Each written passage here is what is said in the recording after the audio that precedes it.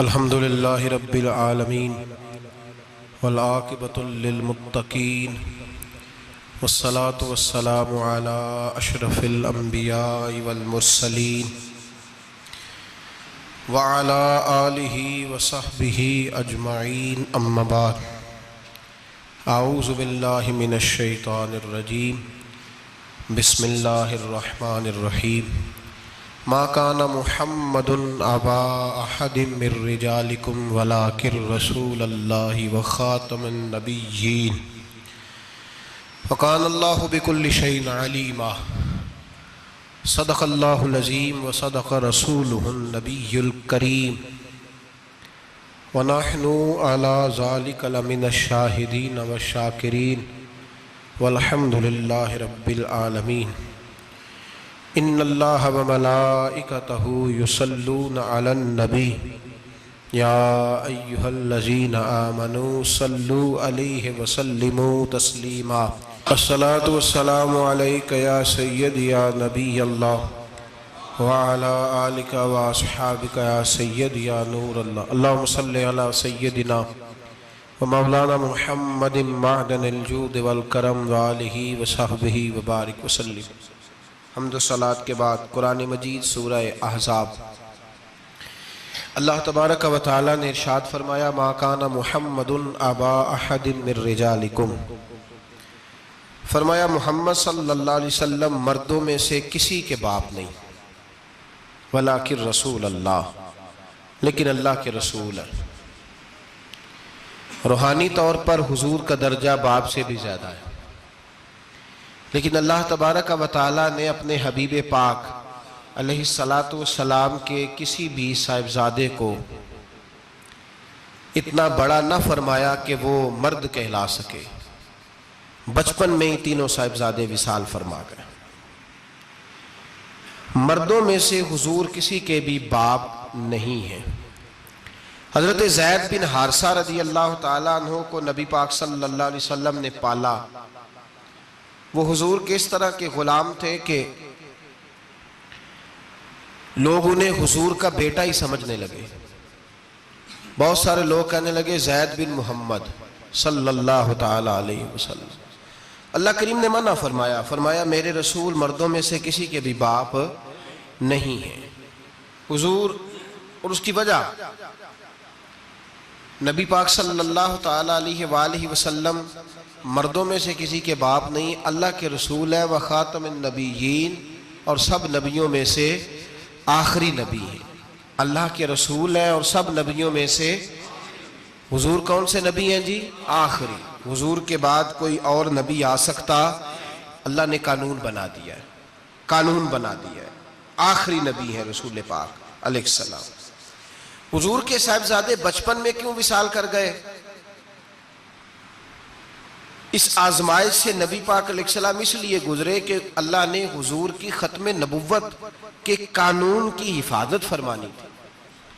اگر نبی پاک کے کوئی بیٹے بڑے ہوتے تو نبی کے بیٹے نبی ہوتے، اور چونکہ دروازہ نبوت ذات رسالت پر بند کر دیا گیا، اس لیے اللہ تبارک و تعالی نے محبوب کے کسی بیٹے کو بھی پروان نہیں چڑھایا، وصال ہو گیا، اس لیے کہ حضور اللہ کے آخری نبی۔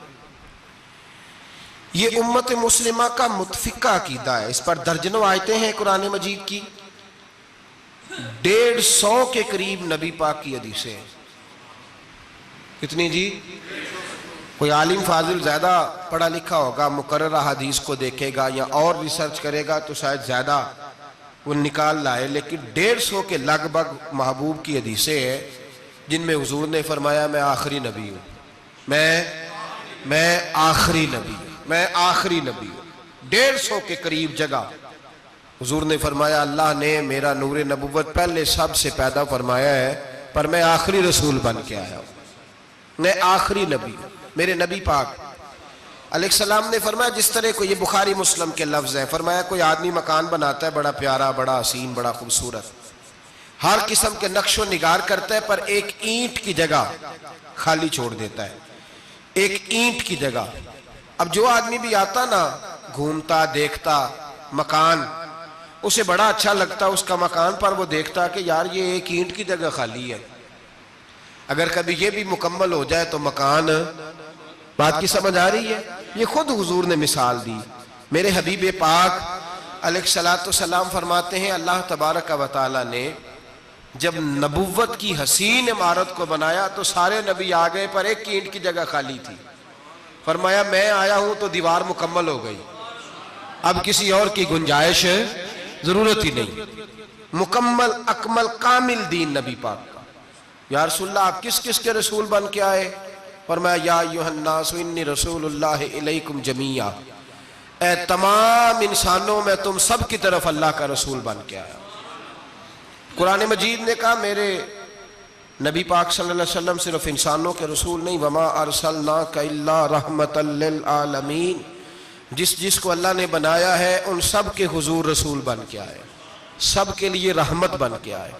دائرہ کار ہی بڑا وسیع ہے، تو اب کسی اور کی گنجائش ہے؟ ہاں کچھ لوگوں کو بیماری لگتی ہے، پاگل ہو جاتے ہیں، پاگل ہو جاتے ہیں۔ دعویٰ کرنا ہمارے زمانے میں ویسے ہی آسان ہے، اور پاکستان ہندوستان ویسے جمہوری ملک ہیں، اس میں ہر آدمی کو بولنے کی اجازت ہے، جو جس کی طبیعت آتی ہے بول سکتا ہے، گنجائش ہے۔ اور ویسے بھی کوئی کیسے پتہ کرے گا کہ کوئی کیا سوچ رہا ہے، کیا بول رہا ہے؟ نبی پاک صلی اللہ علیہ وسلم نے فرمایا تھا کہ میری امت میں 30 کے قریب ایسے دجال جھوٹے ہوں گے، 30 جو دعویٰ کریں گے کہ ہم اللہ کے رسول ہیں، 30۔ لیکن فرمایا میں آخری نبی ہوں، میرے بعد کوئی نبی آ سکتا، انا خاتم النبیین لا نبی بعدی، میں آخری نبی ہوں، میرے بعد کوئی نبی آ سکتا۔ 30 کے قریب۔ خود نبی پاک علیہ السلام کے زمانے میں 2 بندوں نے دعویٰ کر دیا تھا ہم نبی ہیں، بہت سارے لوگوں نے دعویٰ کیا، اور 1 2 4 نہیں، ابھی چند مہینے پہلے ایک بندے کو پھر دورہ پڑا تھا، بعد میں اس کا معلومات کی تو پتہ چلا نفسیاتی مریض ہے بیچارہ، وہ بھی کہتا تھا میرے پاس وحی آتی ہے۔ بہت سارے لوگوں نے، لیکن ایک بندے نے ذرا منظم ہو کے دعویٰ کیا، اور خود چونکہ وہ انگریز کا وفادار تھا، تابعدار تھا، اور وہ کہتا تھا میرے آنے کے 2 مقصد ہیں، معاذ اللہ اپنے آپ کو نبی کہتا تھا، 2 مقصد ہیں۔ ایک کہتا تھا کہ جو انگریز حکومت کا وفادار نہیں وہ اللہ رسول کا وفادار نہیں، معاذ اللہ۔ پہلا اس کا آنے کا مقصد وہ بیان۔ دوسرا اس کا مقصد یہ تھا، وہ کہا کرتا تھا کہ دین سارا باقی ہے، موجود ہے، قرآن، حدیث، نماز، روزہ، حج، زکوٰۃ، میں معاذ اللہ نبی بن کے آیا ہوں تو صرف ایک کام کرنے آیا ہوں کہ جہاد کوئی نہیں، جہاد نہیں کرنا، کفر کے خلاف لڑنا۔ آپ کو پتہ تو چل گیا ہوگا میں کس کی بات کر رہا ہوں، مرزا غلام احمد قادیانی۔ اس کے ماننے والوں کو مرزئی بھی کہتے ہیں، احمدی بھی کہتے ہیں، قادیانی بھی کہتے ہیں۔ ایک ہوتا ہے کافر، ایک ہوتا ہے مرتد، ان دونوں میں فرق ہے۔ عیسائی، یہودی، سکھ، ہندو یہ کافر ہیں،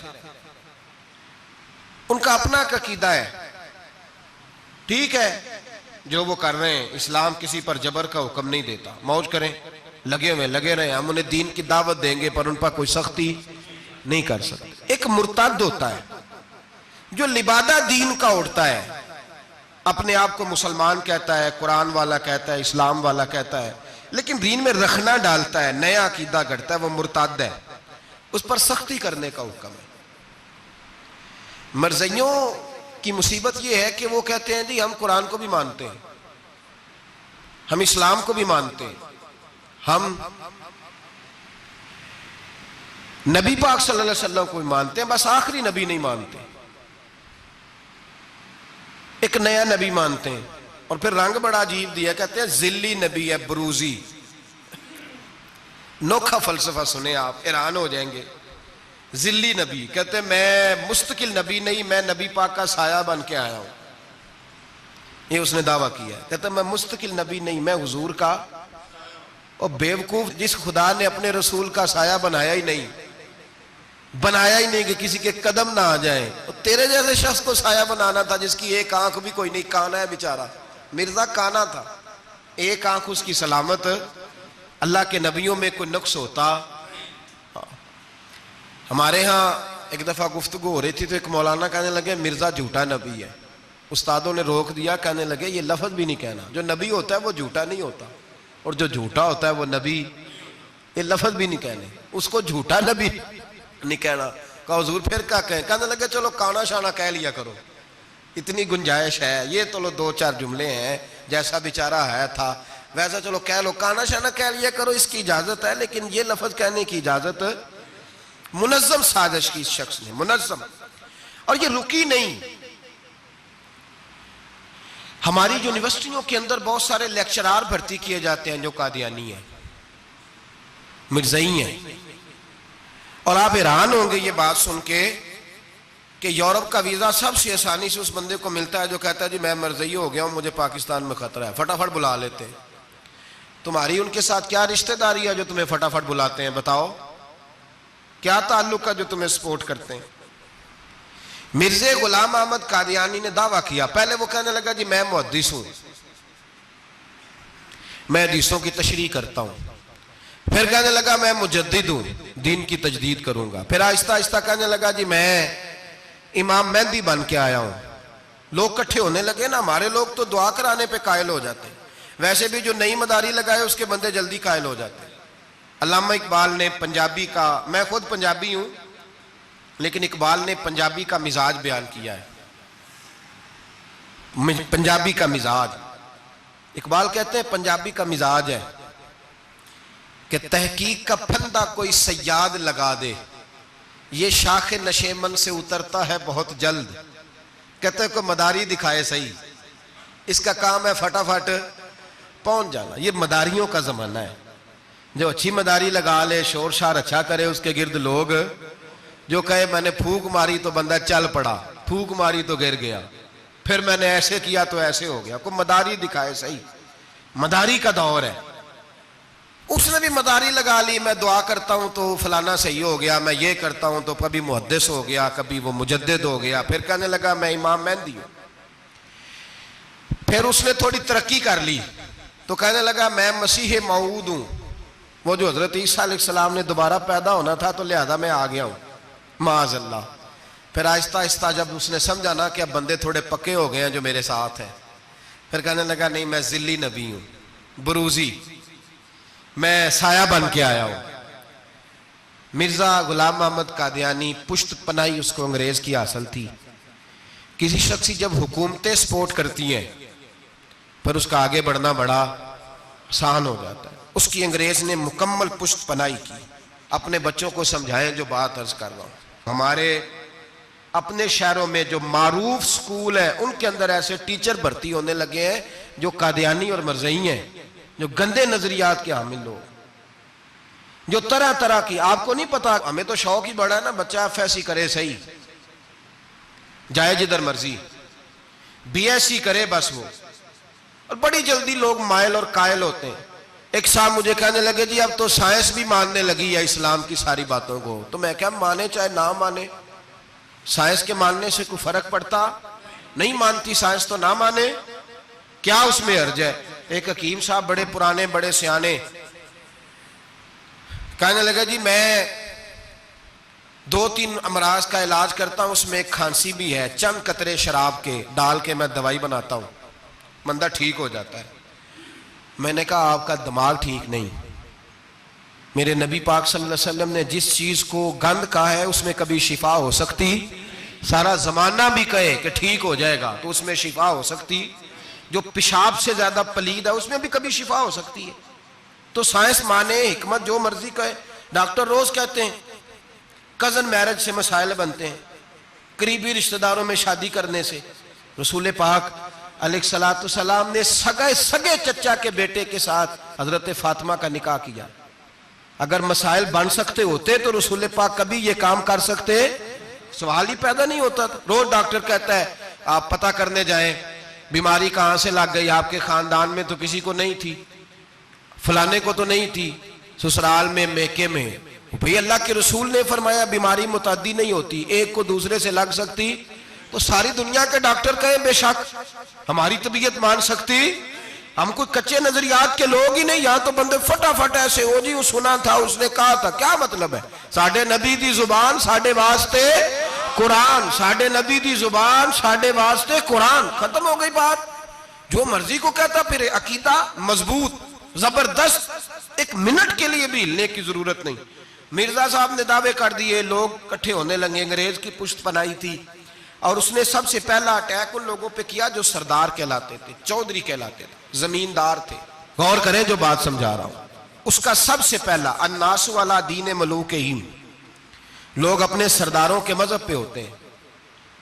مرزے کا سب سے پہلا اٹیک، قادیانیوں کا سب سے پہلا جو حربہ تھا وہ چودھری لوگ تھے، بڑے لوگ، اس لیے کہ اسے پتا تھا کہ ان لوگوں پہ قبضہ جمایا جائے گا تو باقی جو عوام ہے اس کو قریب کرنا آسان ہو جائے۔ بڑے بڑے ذمہ پہ، جگیرداروں پہ، مالداروں پہ، رئیس لوگوں پہ اس نے پھندے ڈالے، قابو کیے، اور ایک جمعیت تیار کر لی۔ پھر جب لوگ کٹھے ہو گئے اور اس نے دعویٰ کر دیا کہ میں نبی ہوں، علماء نے اس کو کئی دفعہ بلایا، حضرت پیر میر علی شاہ صاحب رحمت اللہ علیہ، پیر صاحب نے فرمایا کسی میدان میں سامنا تو کر، گفتگو تو کر، پر وہ سامنے آنے کو تیار۔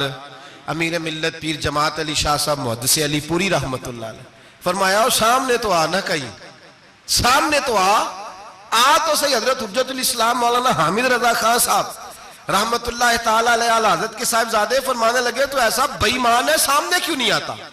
باہر تو نکلنا، آ تو صحیح۔ ہم تو اس رسول کے ماننے والے ہیں جو ہر میدان میں سامنے آ جاتے تھے، ہر میدان میں، لیکن نا نبی دنیا میں تبلیغ کرنے آتے ہیں، کشتی کرنے نہیں آتے۔ مولانا حامد رضا صاحب نے وزیر خان مسجد میں تقریر کی، اعلیٰ حضرت کے شہزادے تو فرمانے لگے ہم تو اس رسول کے ماننے والے جو ہر میدان میں سامنے رہے۔ نبی پاک باہر نکلے تو رکانہ پہلوان بکریاں چرا رہا تھا، کھیت میں تھا، کہنے لگا میں نبی تب مانوں گا جب میرے ساتھ کشتی کریں گے۔ حضرت بلال حبشی رضی اللہ تعالیٰ عنہ فرماتے ہیں کہ حضور کا مزاج نرم و نازک تھا، ہاتھ پھول سے زیادہ نرم ہوتے تھے، کستوری سے زیادہ خوشبودار ہوتے تھے، نرم و نازک وجود تھا، مکھی نہیں بیٹھتی تھی۔ جب اس نے یہ بات کی تو میرا دل کیا میں آگے بڑھ کے کہوں تو بیوقوف ہے، کبھی کشتیوں کے ساتھ بھی تبلیغ ہوئی ہے، بیوقوف ہے تو؟ کہتے ہو، کہنے لگا جی میرے ساتھ تو سینکڑوں لوگ آئے، کوئی مجھے گرا نہیں سکا، اگر آپ گرا دے تو میں کلمہ پڑھ لوں گا۔ کہتے ہیں رسول پاک نے آستینیں چڑھائی، فرمایا چلا آجا کشتی کر لیتے، تو آ صحیح میدان میں نکل۔ میرے رسول پاک نے آستین چڑھائی، تامت مبارک کو سمیٹا، فرمایا چلا آجا۔ ہر میدان میں رسول پاک تشریف لائے، نبی پاک سامنے ہوئے، حضور نے اس کو داؤ لگانے کا موقع دیا، کبھی ٹانگوں کی طرف بھاگتا، کبھی پیچھے آتا، کبھی دائیں۔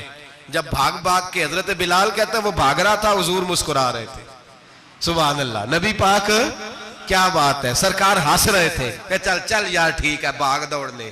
جب بھاگ دوڑ لیا تو میرے نبی پاک نے بازو سے پکڑا، 2-3 دفعہ لایا تو زمین پہ گر گیا۔ حضور نے پکڑ کے اٹھایا، فرمایا میں صرف گرانے نہیں آیا، میں تو اٹھانے آیا ہوں۔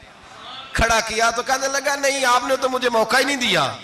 تو حضور نے فرمایا دیر کوئی نہیں ہوئی، تو دوبارہ آ جا، کوئی عرض نہیں، آ جا دوبارہ سے۔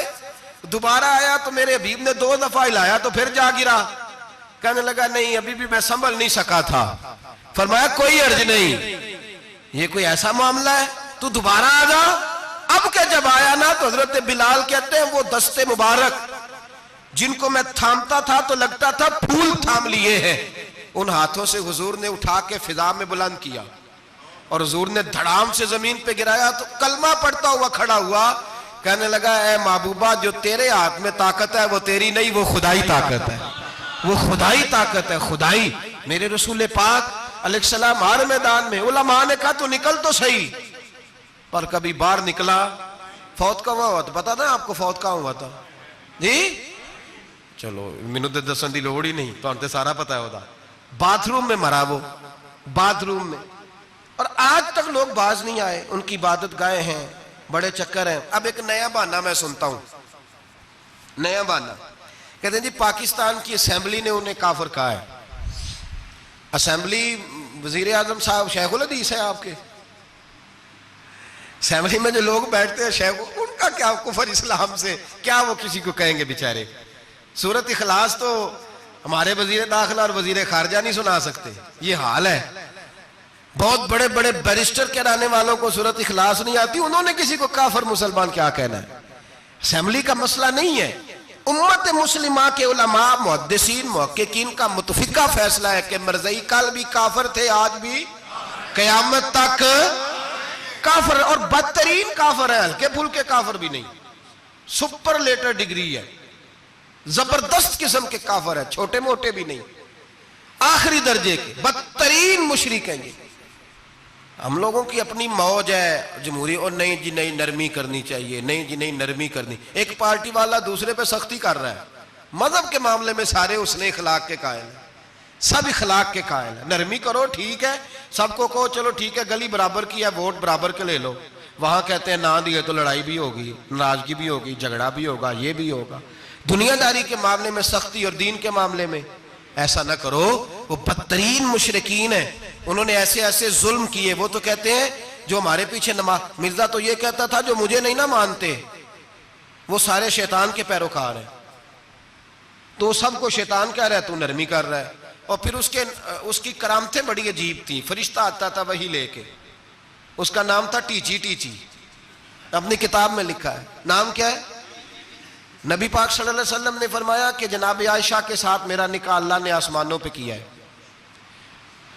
اس نے حدیث پڑھ لی تو سویرے اٹھی اس نے بھی ایک فتویٰ دیا، ایک بی بی تھی نام تھا محمدی بیگم، کہنے لگا میرا بھی اس کے ساتھ آسمانوں پہ نکاح ہو گیا ہے۔ پھر ساری زندگی محمدی بیگم کی منتیں ہی کرتا رہا، اس نے کہا میں نے نہیں کرنا تیرے بے ایمان کے ساتھ نکاح۔ کیسا آسمانوں پہ نکاح ہوا تھا، پھر زمین پہ ہو سکا؟ ایسا بدبخت آدمی، ایسا بدبخت۔ اور اس کو جو خوابیں آتی تھی بڑی نرالی تھی۔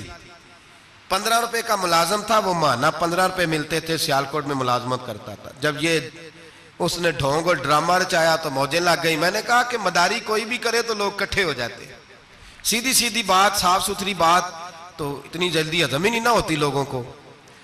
تو اس نے جب وہ کہتا مجھے خواب آئی ہے، خواب کیا آئی ہے؟ کہتا وہ میرے پاس کوئی آنے والا آیا تو مجھے ہزاروں روپے دے گیا ہے۔ جب بھی اس کو خواب آئی کوئی ہزاروں روپے کی آئی، دولت کی آئی۔ ملا رومی نے بڑی پیاری بات لکھی ہے۔ ملا رومی کہتے ہیں کہ ایک بادشاہ تھا تو اس کے زمانے میں ایک بندے نے نا نبوت کا دعویٰ کر دیا، اس نے کہا میں بھی نبی ہوں، معاذ اللہ ثم معاذ۔ بادشاہ بڑا سمجھدار تھا، سیانہ بندہ تھا، اس نے کہا اس کا پس منظر تو پتہ کرو، کوئی پاگل تو نہیں، کوئی گھر میں جھگڑا تو نہیں رہتا، اس کا بھوک کا ستایا ہوا تو نہیں، کیونکہ اس طرح کے بندے مختلف دعوے کرتے پھرتے ہیں۔ پتہ کیا، معلومات کی، تو لوگوں نے آ کے بادشاہ کو بتایا کہ نا کچھ نہیں نا تو 15 دن اس کو روٹی نہیں ملتی بیچارے کو، بڑے کاروبار کی ہے، چمکا کوئی نہیں۔ تو اس نے کہا چلو یہ والا کام کرتے ہیں، مشہور تو ہو جائیں گے نا، بدنام جو ہوں گے تو کیا نام نہ ہوگا۔ بادشاہ نے کہا چلو ٹھیک ہے بلاؤ، اس کو بلایا تو بادشاہ کہنے لگا اس کو باورچی خانے میں لے جاؤ اور جتنے کھانے پک سکتے ہیں نا پکا کے اس کے سامنے رکھو، صبح شام اسے روٹی کھلاؤ۔ 15 دن نہ 2 ہفتے بڑا خوب کھانا کھلایا اس کو، زبردست اچھی طرح سے سیر ہو کے روٹی کھلائی۔ تو ملا رومی کہتے ہیں 15ویں دن باہر نکالا، بادشاہ کے سامنے پیش کیا تو بادشاہ کہنے لگا او معاذ اللہ دعویٰ کرنے والے کہ میں نبی ہوں، کوئی نیا پیغام آیا تیرے پاس کہ نہیں، کوئی نیا الہام، کوئی نیا پیغام؟ کہنے لگا جی بالکل آیا ہے۔ نے کہا سنا؟ کہنے لگا میرے پاس نیا پیغام آیا ہے کہ تو جہاں پہنچ گیا یہاں سے نکلنا نہیں، اب تو نے یہیں رہنا ہے، یہ مجھے حکم ہوا ہے، لہذا اگر تو حکم عدولی کرے گا تو نافرمان ہو جائے گا۔ تو اس نے کہا ٹھیک ہے میں تیری بات سمجھ گیا ہوں، روٹی تجھے 3 وقت ملا کرے گی لیکن تو گھر جا کے رہے۔ آج کے بعد اس طرح کا کوئی دعویٰ پیٹ کے ہاتھوں مجبور ہو کے لوگ دعوے کرتے ہیں، اور پھر جو ان کے ساتھ ہوتے ہیں نا وہ بھی بہت سارے پیٹ کے ہاتھوں مجبور ہوتے ہیں، تنخواہیں لگ جاتی ہیں، اور جب کسی کی تنخواہ لگ جاتی ہے پھر پراپوگنڈا کرنا اس کی ذمہ داری ہوتی ہے، شور کرنا ذمہ داری، رائے عامہ ہموار کرنا اس کی ڈیوٹی ہوتی ہے۔ مرزے نے بہت سارے لوگ بطور تنخواہ دار وہاں رکھے، پھر یہ تحریک چلی، 1 2 4 نہیں، درجنوں لوگ اس میں شہید ہوئے، جگہ جگہ رسول اللہ کے غلاموں نے صلی اللہ، اور بڑی ذمہ داری سے بات کہہ رہا ہوں، بڑی ذمہ داری سے۔ دین کی کوئی تحریک چلتی ہے تو نہ سیاستدان نکلتا ہے، نہ جاگیردار، نہ سیاستدان، نہ وڈیرا، نہ کوئی اور، الا ماشاءاللہ۔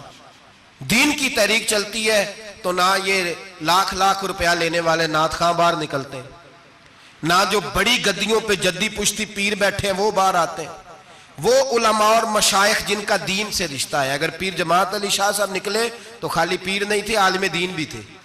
اگر پیر میرے علی شاہ صاحب نکلے تو خالی پیر نہیں، بہت بڑے عالم تھے، حجت الاسلام نکلے تو خالی پیر نہیں، عالم تھے۔ یہ علماء نکلتے ہیں مار کھاتے ہیں، ایک عالم نے مار نہیں کھائی، دو نے نہیں کھائی، درجنوں نے کھائی، ہزاروں اور سینکڑوں نے کھائی۔ علماء نے قربانیاں دیں، جیلوں میں بند ہوئے۔ علامہ محمود رضوی صاحب رحمت اللہ تعالیٰ علیہ کو پکڑ کے لاہور کے قلعے میں بند کیا گیا، اور انگریز نے اس قدر سخت سزا دی کہ علامہ کو باندھ کے ختم نبوت کی تحریک چلانے کے جرم میں الٹا لٹکا کے تو نیچے توڑی ڈال کے اور چیزیں ڈال کے دھواں جلا دیا گیا۔ ان کے ناک میں دھواں جاتا تھا، ساری زندگی دمے کے مریض رہے، دو تین باتیں بھی کھول کے نہیں کر پاتے تھے، اس قدر زیادہ اذیت دی گئی علماء کو، اس قدر زیادہ۔ علامہ عبدالحمد بدایونی رحمت اللہ تعالیٰ علیہ فرماتے ہیں کاٹنے والے جانور ہماری شلواروں میں ڈال کے نیچے سے باندھ دیا جاتا تھا، کہا جاتا تھا اب ختم نبوت کی بات کرو، لیکن کوئی شخص بھی ایک منٹ کے لیے بھی پیچھے ہٹنے کو تیار، قربانیاں دے کر قربانیاں ان بے ایمانوں کو کافر قرار دلوایا۔ اور پھر بطلِ حریت امام وقت حضرت علامہ شاہ احمد نورانی رحمت اللہ علیہ اور مولانا عبدالستار خان نیازی کو سزائے موت کا حکم ہوا۔ مولانا ابو الاسناد اعلیٰ حضرت کے خلیفہ تھے، ان کے صاحبزادے سید خلیل احمد صاحب رحمت اللہ تعالیٰ علیہ کو سزائے موت کا حکم ہوا کہ مرزائیوں کے خلاف انہوں نے علم بلند کیا، وہ تو پاکستان بنا۔ پھر جدوجہد شروع ہوئی، پھر زور ہوا، پھر علامہ نورانی رحمت اللہ علیہ کی قیادت میں پورے زور اور شور کے ساتھ تحریک چلی۔ آخر مجبور ہوئے اس دور کے وزیر اعظم بھٹو صاحب مجبور ہو گئے اور کہا ٹھیک ہے سویرے میں مرزے کے پوتے کو بلاتا ہوں، آپ اسمبلی میں بیٹھ کے بات کریں، ان سے گفتگو کریں، اگر ہم قومی اسمبلی کے ممبران نے دیکھا واقعی جھوٹا ہے تو ہم انہیں اقلیت قرار دے دیں گے۔ علامہ نورانی حضرت ابو بکر صدیق کی اولاد تھے اور میرے اعلیٰ حضرت فاضل بریلوی رحمت اللہ علیہ کے خلیفہ کے بیٹے تھے، اور خود حضور مفتی اعظم ہند رحمت اللہ علیہ کے مرید تھے۔ حضرت علامہ نورانی ساری زندگی ایسا لباس پہنتے تھے کہ اس کے اندر سلوٹ نظر نہیں آتی تھی، امامہ اتنا حسین ہوتا تھا کہ دیکھنے کو دل کرتا تھا، اور گاڑی میں بہترین میں بیٹھتے تھے، لیکن مکان ساری زندگی کرائے کا رہا، کرائے کا۔ لوگ کہتے ہیں ملنے جاتے تھے سیڑھیوں سے اترتے تھے تو علامہ نورانی سیڑھیوں پہ بٹھا لیتے تھے، کہتے دو ہی کمرے ہیں اور میں آپ کو بٹھا نہیں سکتا، گھر میں جگہ نہیں، تو کہا حضرت آپ اجلے تو بڑے نظر آتے ہیں، تو آپ فرماتے لباس دنیا کو دکھانے کے لیے پہنا ہے، اور باقی تو سارا میرا معاملہ خدا رسول کے ساتھ ہے، میں جانوں اللہ رسول جانے، میں بھکاری بن کے نہیں جینا چاہتا، خودداری کے ساتھ وقت گزارنا چاہتا ہوں۔ علامہ نورانی کہتے ہیں جس رات صبح اسمبلی میں مناظرہ ہونا تھا تو میں سوچنے لگا آج رات کیا کروں، تو پھر مجھے خیال آیا میں نے وہی کرنا ہے جو بدر کی رات میرے مصطفیٰ نے کیا تھا۔ ساری رات میں مصلی پہ بیٹھا رہا، کہتے ہیں بس اونگ لگی تو بات بن گئی، آنکھ لگی تو بات بن گئی۔ کہتے ہیں سحری کا وقت ہوا تو دستک ہوئی دروازے پہ، دو تین نادان دوست کہنے لگے آپ ہمارے گھر آئے، فرماتے میں ان کے گھر گیا، جب ان کے گھر پہنچا تو وہاں مرزئی اور قادیانی 10 کروڑ روپیہ بریف کیس میں بند کر کے لائے اور کہنے لگے مولانا یہ بیانہ ہے، بیانہ، یہ آپ بیانہ پکڑ لیں، اور باقی پیسے بعد میں، سنا ہے مکان بھی کرائے کا ہے، سنا ہے آپ کے پاس کوئی پراپرٹی نہیں، یہ بیانہ لے لے باقی بعد میں آئے گا۔ علامہ نورانی کہتے ہیں میں نے جب پیر کی ٹھوکر لگائی تو بریف کیس کھل گیا اور اس میں کروڑوں روپے بکھر گئے۔ مجھے کہنے لگے پیسے دیکھ کے تو آپ کو خیال آ گیا ہوگا کہ بچوں کے لیے بھی کچھ سوچنا ہے، پیچھے بھی پلٹ کے دیکھنا ہے۔ تو نورانی صاحب رحمت اللہ علیہ فرمانے لگے میں نے کہا ہاں میں وصول تو کر لیتا پر تم نے قیمت بڑی تھوڑی لگائی ہے، ایمان بیچنا اتنی تھوڑی قیمت، میری تو رات زیادہ قیمت لگ گئی ہے، بڑی زیادہ قیمت، میں تو بک گیا ہوں پہلے سے۔ کہنے لگے آپ کی کیا قیمت لگی ہے؟ فرمانے لگے رات میں درود پڑھتے پڑھتے سویا ہوں تو مدینے والے رسول کا دیدار نصیب ہوا ہے، اور نبی پاک نے تھپکی دے کے کہا فکر نہ کرنا میں تیرے ساتھ ہوں۔ تو کہنے لگے جس کی قیمت محمد عربی لگائے کوئی اسے خرید سکتا ہے؟ سویرے میدان لگے گا اسمبلی میں اور میں اسمبلی کے فلور پہ ثابت کروں گا تم کل بھی بے ایمان تھے، آج بھی بے ایمان ہو، قیامت تک تم بے ایمان ہی رہو گے، جتنا مرضی پڑھ جاؤ، لکھ جاؤ، جتنی مرضی بڑی عبادت گاہیں بنا لو، جتنا مرضی شور کر لو، اور جتنے مرضی کینیڈا اور امریکہ تمہارا ساتھ دے لے، ہمارے رسول آخری نبی ہے، حضور آخری نبی ہے، یہ امت کا متفقہ عقیدہ ہے، اس میں کسی کو رکھنا ڈالنے کی اجازت۔ آپ فرماتے ہیں سویرے وہ آیا، بڑے زور سے آیا، کبھی انگریزی بولتا، کبھی کوئی بولی بولتا، لیکن احمد رضا کے دروازے کا ایک فقیر ایک بات ہی کرتا، وہ رضا کے نیزے کی مار ہے کہ عدو کے سینے میں غار ہے، کسے چارہ جوئی کا وار ہے کہ جو وار وار سے پار۔ کہتے ایک اور مولوی صاحب بھی آئے میرے ساتھ مناظرہ کرنے، ان کی اپنی کتاب سے نکل آیا کہ نبی پاک کے بعد آخری کوئی اور نبی آ جائے تو فرق نہیں پڑتا، اپنی کتاب سے، ان کے دارالعلوم بانی، دارالعلوم بنانے والے کی کتاب سے نکل آیا۔ تو مولوی وہ مرزا کہنے لگا تم نے بھی تو لکھا ہے، ہم نے کہا یہ بھی بے ایمان ہے، اعلیٰ حضرت کہہ چکے ہیں یہ کافر ہے، یہ بھی تمہاری طرح کا ہی ہے ظالم، لہذا اس کی بات کا کوئی اعتبار نہیں ہے، کافر قرار دے دیا گیا۔ کفر تو ہو گیا، عقلیت تو ہو گئی، لیکن وہ آج تک اپنی حرکتوں سے باز۔ ہمارے بچوں کو پتہ ہی نہیں یہ کتنے غلط ہیں، ہمیں خبر ہی نہیں کہ یہ کتنے برے ہیں۔ بھائی ایک صاحب سے میری ایک دفعہ بات ہوئی، چودھری صاحب تھے، گفتگو ہوئی تو کہنے لگے جی ختم نبوت نہیں مانتے تو ختم ہو گیا مسئلہ، اللہ ناراض ہو جائے گا، ختم نبوت نہیں مانتے تو اللہ ناراض ہو جائے گا۔ میں نے کہا جناب کے کتنے بچے ہیں؟ کہنے لگے 4، زمین کتنی؟ 20 کلے، کتنے کتنے آئے بولیے؟ تو میں نے کہا ایک نیا بندہ آ کے کھڑا ہو جائے کہ میں بھی آپ کا بیٹا ہوں، تو آپ راضی ہیں؟ مثال دے رہا ہوں سمجھانے کے لیے، بلا مثال و بلا تشبیہ، آپ راضی ہو جائیں گے؟ بولے نہیں نہیں تو چپ کر کے آخنا چل کوئی نہیں، 4 بھی بن رہے تھے 5 بھی بن لینے، ہو جائے گا ایسا؟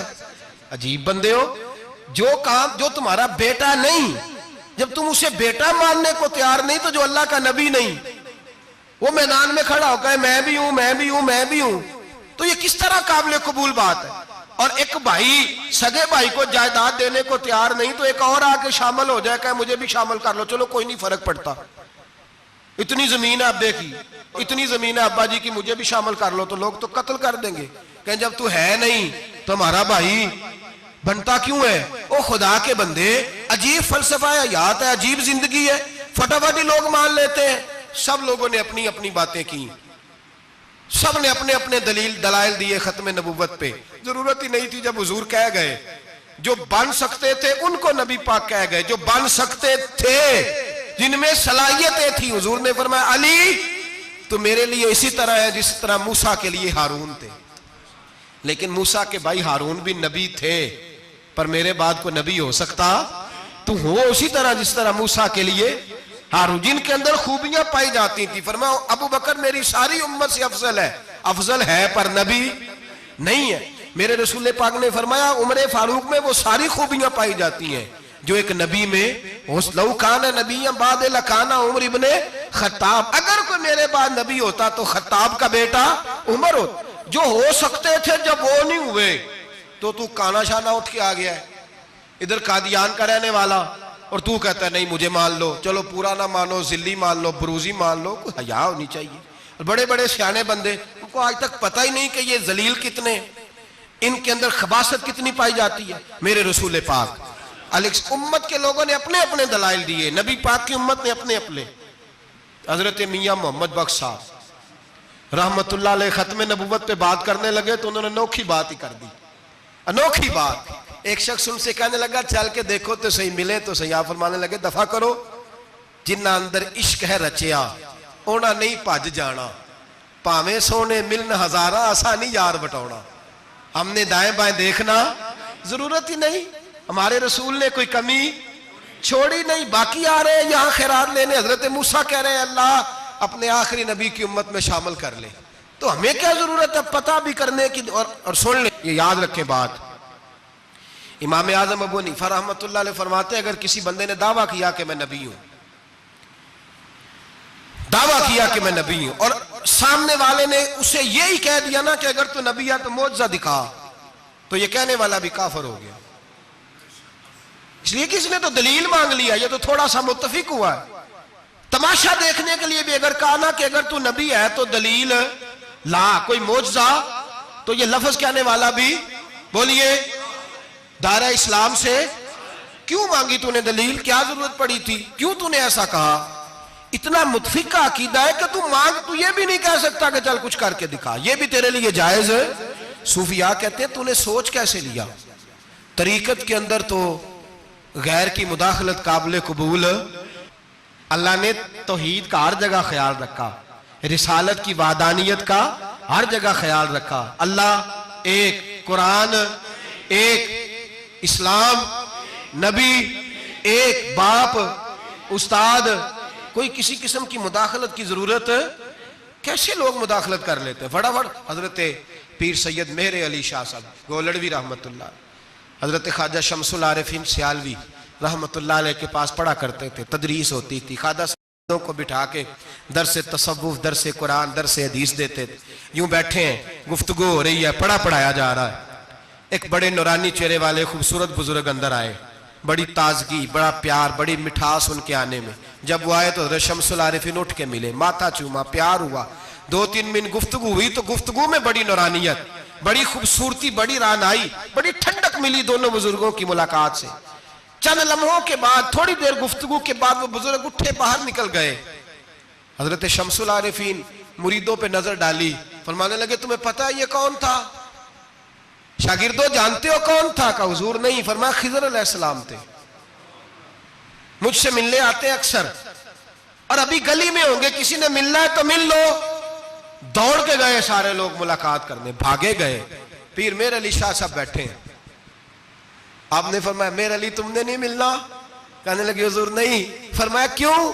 کہنے لگے حضور میں اسے نہ ملوں جسے خضر بھی ملنے آتا ہے، اسے نہ ملوں جس سے وہ ملنے آتا ہے، میں نے کیا کرنا ہے ان سے مل کے؟ آپ سے ملوں گا جن سے حضرت خضر بھی ملنے آتی ہیں۔ جنہ تنام وچ عشق ہے رچیا اونا نہیں پج جانا، پانے پاویں سونے ملن ہزاراں، اسا نہیں یار وٹانا، ضرورت ہی نہیں۔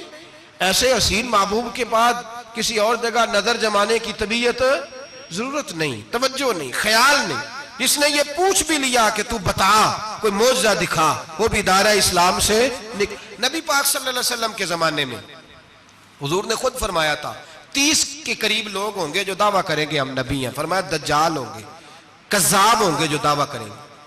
ایک بندے نے تو حضور کی ظاہری حیات میں دعویٰ کر دیا، مسلمہ اس کا نام تھا، 150 سال کے قریب عمر پائی اس نے، اور بہت سارے اس کے ماننے والے اسی لیے ماننے لگے کہ عمر بڑی لمبی ہے۔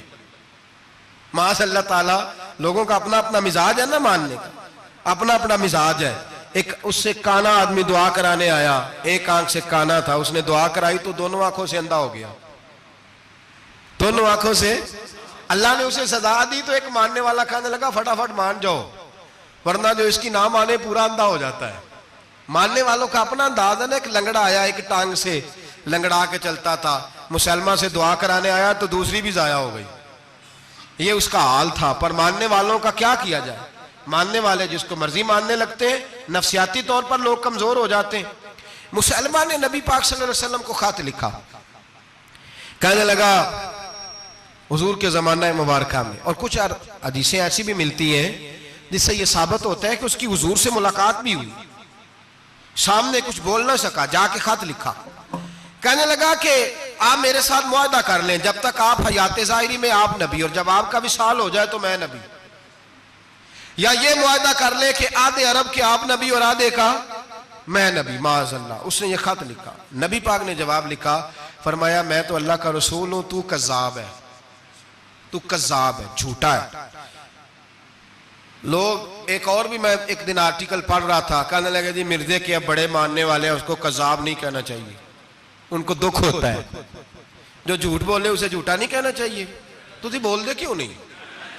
تو اڈا کی پروگرام ہے، کہنا چاہیے کہ نہیں کہنا چاہیے؟ یہ ثواب ہوگا، اس لیے کہ جو نبوت کا دوچا دعویٰ کرے اس کو نبی پاک نے جھوٹا کہا ہے۔ حضور نے فرمایا تو کذاب ہے، کیا کہا ہے؟ تو آنے ثواب ہوئے گا، آنکھوں گے تھے، کیا کہا ہے؟ کذاب۔ تو اس کو کذاب کہنا نبی پاک کی تیا کی ہے نا، پھر جی وہ منن والے تکلیف ہوندی تو میں کہا پئی ہوئے، وہ کذاب ہے، لہذا ہمیشہ کذاب ہی رہے گا۔ جب حضور نے کہا ہے جو دعویٰ کرے نبوت کا وہ کیا ہے، تو لہذا کذاب ہی رہے گا۔ حضور نے لکھا کذاب، جب نبی پاک نے کذاب لکھا نا خط میں، کون لے کے جائے گا؟ اب اس کے دربار میں جانا ہے، حالات بڑے خطرناک ہیں، اس کے گرد بندے بھی ہیں اور اس کے گھر جانا ہے، مشکل مرحلہ ہے۔ ایک صحابی تھے چھابڑی فروش، سر کے اوپر رکھ کے نا ٹوکرا، تو مدینے کی گلیوں میں کھجوریں بیچتے، 11-12 بچوں کے باپ تھے۔ کون جائے گا؟ اور جسمانی طور پہ بھی کمزور تھے، فٹافٹ اٹھے، کھجور کھا رہے تھے، ہاتھ کھڑا کر کے کہا حضور کسی اور کی ڈیوٹی نہ لگانا، میں جاؤں گا۔ جب یہ لفظ کہے تو ان کے منہ سے کھجور کے ٹکڑے گرے صحابہ کے چہروں پر۔ ایک صحابی کہنے لگے پہلے کھجور تو کھا لے، بڑی تجھے جلدی ہے بولنے کی، کھا تو لے۔ کہنے لگے اگر میرے کھاتے کھاتے ڈیوٹی کسی اور کی لگ گئی تو، کسی اور کی لگ گئی تو کیا کروں گا، جلدی ہے مجھے۔ حضور سید عالم صلی اللہ علیہ وسلم نے نا اپنا نیزہ دیا، گھوڑا دیا، فرمایا ذرا ڈٹ کے جانا، اس کے گھر جانا ہے۔ کہا محبوبہ فکر ہی نہ کرے، فکر نہ کرے۔ صحابہ کہتے ہیں اس طرح وہ نکلا جیسے کوئی جرنیل نکلتا ہے، اس کا انداز ہی بدل گیا، اس کے طور طریقے ہی بدل گئے، وہ یوں نکلے جیسے کوئی بڑا دلیر آدمی جاتا۔ حضور نے بھیجا ہے نا، نبی پاک نے بھیجا ہے نا، انداز ہی بدل گئے، طریقے ہی بدل گئے۔ مسلمہ کے دربار میں گئے، وہاں ایک شخص جو بعد میں مسلمان ہوا، وہ بتلاتا ہے کہ جب حضرت حبیب بن زید پہنچے نا تو نیزہ ہاتھ میں تھا، زور سے گاڑا جا کے اس کے دربار میں، زور سے گاڑ دیا زمین پہ۔ مسلمان نظر، کون ہو؟ آپ فرمانے لگے تجھے چہرہ دیکھ کے نہیں پتا چلا میں رسول اللہ کا نوکر ہوں؟ ہمارے تو چہرے بتاتے ہیں ہم رسول والے ہیں، ہمارے تو چہرے بتاتے ہیں نبی پاک والے، تجھے پتا نہیں چلا کون ہوں؟ کیسے آئے ہو؟ فرمایا یہ تیرے خط کا جواب لایا ہوں۔ بادشاہوں کا طریقہ یہ تھا کہ خط خود نہیں پڑھتے تھے، ساتھ ایک بندہ کھڑا ہوتا تھا، وہ خط پڑھتا تھا۔ مسلمان نے اس کو خط دیا، پڑھو۔ جب اس نے خط پڑھا تو لکھا تھا تو کذاب ہے۔ اب سب نے سن لیا، اکیلے میں ہوتا تو چلو بات اور تھی، سن لیا سب نے، آگ بگولا ہو گیا، آنکھیں سرخ ہو گئی، جلال برسانے لگا۔ اب اور تو کچھ نہ ہوا، سامنے حضرت حبیب کھڑے تھے، اٹھا تلوار لے کے کہنے لگا تیرے نبی نے مجھے کذاب کہا ہے، تیرا کیا خیال ہے؟ مانے لگے خیال والی بات ہی کوئی نہیں، جسے نبی پاک کذاب کہے وہ ہوتا ہی کذاب ہے، جسے حضور جھوٹا کہے وہ ہوتا ہی۔ فرمایا تو 7 سمندروں کا پانی بھی بہا دے تو تیرا جھوٹ دھل سکتا، تو ہے ہی جھوٹا، جسے حضور نے جھوٹا کہہ دیا وہ جھوٹا ہے، جھوٹا ہے۔ کہنے لگا پیچھے پلٹ کے دیکھ، سارے میرے پہرے دار ہیں، میرے سپاہی ہیں، تلواریں، نیزے، خنجر، تیر، سارے میرے ماننے والے۔ کیا لفظ ہے، کیا حسن ہے، کیا توانائی ہے۔ حضرت حبیب بن زید فرمانے لگے میرے 12 بچے ہیں، ان میں سے کچھ ایسے ہیں جو دودھ پیتے ہیں، کچھ ایسے ہیں جو ابھی چل نہیں پائے۔ میں جب رسول اللہ کا پیغام لے کے نکلا تھا تو میں نے پلٹ کے بچے نہیں دیکھے تو تیرے پہرے دار کیسے دیکھ لوں؟ جو چیز مجبور کرتی ہے، باندھ لیتی ہے، وہ نہیں جب میں نے دیکھی تو میں تیرے پہرے دار دیکھوں؟ جو جی میں آتا ہے کر، غلامان محمد جان دینے سے نہیں ڈرتے، یہ سر کٹ جائے یا رہ جائے کچھ پرواہ نہیں کرتے۔ فرمایا ان کو نہیں دیکھا جن کو دیکھنا چاہیے تھا، تجھے دیکھوں؟ میں اکثر کہتا ہوں کٹ لگ جائے نا ہاتھ پہ تو نمازیں رہ جاتی ہیں، جماعتیں چھوٹ جاتی ہیں، طبیعتیں بگڑ جاتی ہیں، مشکل ہوتا ہے، تکلیف آئے تو سنبھلنا۔ یہاں ہلکا سا بچھو آ کے کاٹے تو شور ہو جائے گا، جمعے میں لوگ اٹھیں گے، اللہ مجمع بکھرے گا، اوہ بچھو آ گیا، حالات بگڑ جائیں، چھپکلی پیروں پہ گرے تو لوگ اٹھ دوڑتے ہیں۔ حضرت حبیب بن زید انصاری کھڑے تھے، انگلی نہیں، ہاتھ نہیں، کٹ نہیں لگا، مسلمہ اٹھا، اس نے زور سے تلوار ماری، بازو کٹ کے گر گیا، فوارہ نکلا خون کا۔ او بھائی بچھو کاٹے تو سنبھلنا مشکل، ذرا تصور کرو ہاتھ کٹ گیا۔ حضرت حبیب بن زید کھڑے ہیں، کہنے لگا اب تیرا کیا خیال ہے؟ آپ فرمانے لگے تو بڑا بیوقوف ہے، ہمیں آزماتا ہے، ہمیں تو بدر سے لے کر احد تک ساری دنیا آزما چکی ہے، ہمیں آزماتا ہے، ابھی بھی خیال پوچھتا ہے۔ فرمایا میرا خیال وہی ہے جو میرے رسول نے فرما دیا ہے، خیال وہی ہے جو نبی پاک نے کہہ دیا ہے۔ پھر تلوار ماری، دوسرا ہاتھ کٹ گیا، ذرا سوچنا، غور کرنا، ٹانگ ٹوٹی نہیں، ہڈی نہیں ٹوٹی، ماس نہیں اکھڑا، ہاتھ کٹ کے گرا، 2 ہاتھ گر گئے، زمین پہ گرے۔ حضرت حبیب کہنے لگا میں تجھے قتل کر دوں گا، باز آ جا۔ آپ فرمانے لگے تو بڑا نادان ہے، ان لوگوں کو ڈراتا ہے جو سویرے فجر کی نماز پڑھ کے پہلی دعا ہی شہادت کی مانگتے ہیں۔ ہمیں ڈراتا ہے جو سوتے وقت التجا کرتے اللہ بستر پہ موت نہ دینا، میدان میں دینا، تو ہمیں ڈرا رہا ہے، چل جو ہوتا ہے کر لے۔ اس نے خنجر رکھا، تلوار رکھی گردن پہ، فرمایا میں کاٹ دوں گا۔ فرمایا کاٹتا کیوں نہیں، کاٹتا کیوں نہیں؟ اور وہ روایت کرنے والے کہتے ہیں مسلمہ کے ہاتھ کامتے تھے ختم نبوت کے تحفظ کے لیے۔ جب نبی پاک کے غلام نکلے تو جھوٹا دعوے کرنے والے کانپ اٹھے، کانپ کھڑے ہوئے، کہتے ہیں اس کے ہاتھ کانپتے تھے۔ حضرت عبید بن زید کٹے ہوئے بازوؤں کے ساتھ بھی توانا تھے، قلم توڑ گئے میاں محمد بخش صاحب، فرمانے لگے وہ کچا رنگ للاری والا جیڑا چڑھ دا لیندا رہندا، اے عشق تیرے دا رنگ محمد چڑھ جائے پھر نہیں لیندا۔ جب تلوار چلی، گردن کٹی، تو رسول اللہ کی ختم نبوت پر پہرا دینے والوں کا اجر میرے رسول نے بیان فرمایا، میرے نبی نے اجر بیان کیا، ڈگری جاری فرمائی، سند دی حضور نے، وہاں گردن کٹی، اور جہاں مدینے میں حضور کی آنکھوں میں آنسو آئے۔ یا رسول اللہ کیا ہوا؟ فرمایا میرا حبیب شہید ہو گیا ہے اور رب کریم نے اس کے لیے جنت کے سارے دروازے کھول دیے، سارے دروازے اللہ نے کھول۔ یہ سند جاری کی نبی پاک، ختم نبوت مسلمان کا عقیدہ۔ حضرت ابو بکر صدیق نے ختم نبوت کے تحفظ کے لیے پورا ایک دستہ تیار کیا۔ ابو جال کے بیٹے جناب سیدنا اکرمہ رضی اللہ تعالیٰ عنہ، ان کی سربراہی میں جناب سیدنا ابو بکر صدیق رضی اللہ تعالیٰ عنہ نے لشکر تیار کیا۔ وہ لشکر گیا، اس لشکر میں حضرت وحشی بھی تھے جنہوں نے حضرت امیر حمزہ کو میدان احد میں شہید کیا تھا۔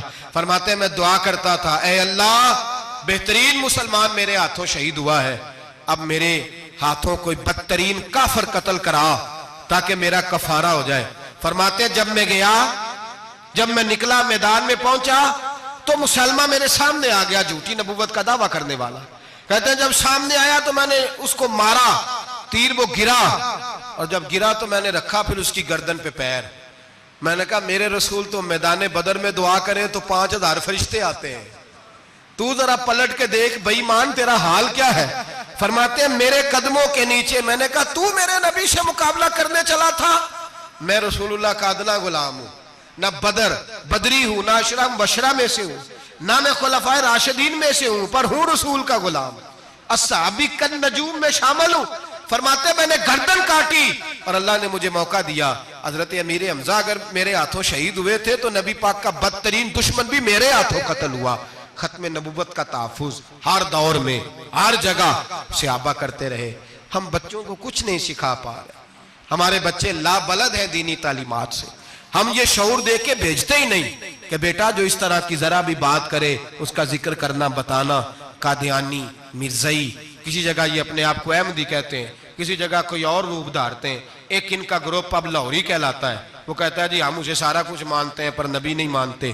ہم نے کہا تم بھی تو بے ایمان ہو نا، کافر کو تو مان رہے ہو نا، چاہے مجدد بھی مانو مفسر بھی مانو، مان تو ایک بے ایمان کو رہے ہو نا، کافر کو کافر ماننا ضروری ہے۔ اللہ نے کہا کل یا ایھا الکافرون، اللہ نے کافر کو کافر کہا ہے تو کافر کو کافر ماننا یہ ضروریات دین کا حصہ ہے۔ تو لہٰذا اپنی اولادوں کو، نسلوں کو، آنے والے طبقات کو، بالخصوص کالجز میں، یونیورسٹیز میں اور ان جگہوں پہ جو لوگ تعلیم حاصل کرنے جاتے ہیں ان بچوں کو خاص کر کے سمجھائیں، ان پر خاص دھیان دیں، توجہ کریں کہ وہ بچے ان چیزوں سے باز آئیں، پرہیز کریں۔ میں نے کہا کہ ایک بہت بڑا طبقہ، اور پھر ایک اور بہت بڑی تکلیف کی بات یہ ہے ہماری حکومتیں یہ خیال نہیں کرتی کہ کوئی بند باندھا جائے، کوئی ایسا صورت بنائی جائے، کوئی جو ہے وہ ایسی ترتیب لگائی جائے کہ جو لیکچرار آئے یا سرکاری عہدے پہ کوئی شخص آئے اس کی جان پھٹک کی جائے، وہ کون ہے، اس کا عقیدہ کیا ہے، وہ کس نظریے کا ہے۔ ہمارے ہاں کوئی ایسا اندازہ نہیں، اس لیے یہ مرتد، یہ کفار، یہ برے لوگ پھیلتے چلے جا رہے ہیں۔ اپنی صفوں کے اندر ان لوگوں کو تلاش کریں۔ اور پھر ایک اور بات یاد رکھیں، کفر سے جب بیزاری ہوتی ہے نا، ان لوگوں کو احساس ہوتا ہے کہ ہم غلط ہیں، ہمارے ساتھ اظہار بیزاری ہے۔ ان لوگوں سے جو اظہار بیزاری کیا جاتا ہے اس کا مطلب یہ ہے کہ ان کو احساس ہو کہ ہم غلط ہیں، اور بہت سارے لوگ بس ایسے ہی ان کے پیچھے لگ گئے بلا وجہ، دیکھا دیکھی، دوستوں کی وجہ سے، ان کو پتہ ہی نہیں کہ یہ کتنے برے ہیں۔ اللہ کی بارگاہ میں یہ دعا کرتے ہیں کہ اللہ تعالیٰ ہماری آنے والی نسلوں کو ان برے اثرات سے محفوظ رکھے، اور اللہ تبارک و تعالیٰ ہمیں حضور کے ختم نبوت کے عقیدے پر پختگی عطا فرمائے، ہمیشہ مدحت